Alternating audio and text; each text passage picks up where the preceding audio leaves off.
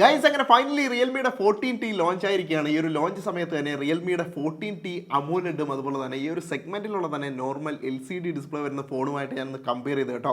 Visuals എന്ന് പറയുന്നത് stunning ആണ്. ആ ഒരു അമോലെഡിൻ്റെ കളേഴ്സും കാര്യങ്ങളൊക്കെ എന്ന് പറയുന്നത് വേറെ ലെവലാണ് കേട്ടോ. ഇതിൽ തന്നെ ഞാനൊരു വീഡിയോ കമ്പാരിസൺ ചെയ്തിട്ടുണ്ടായിരുന്നു. ഔട്ട്ഡോറിലൊക്കെ എന്ന് വെച്ച് കഴിഞ്ഞാൽ റിയൽമി 14T തിളങ്ങി നിൽക്കുകയാണ്.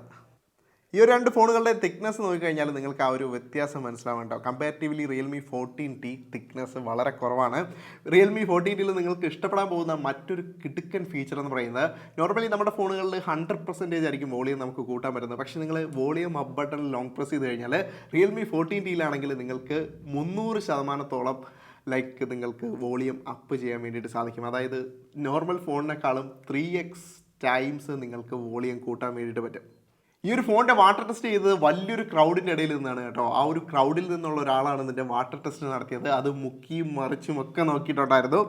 പിന്നെ ബാറ്ററി യൂസേജിനെ പറ്റിയിട്ട് പറയുകയാണെങ്കിൽ, ബാറ്ററി ഞാൻ കുറേ നേരം ഉപയോഗിച്ചു. ലോഞ്ച് ടൈമിൽ ഏകദേശം 6000 mAh ബാറ്ററി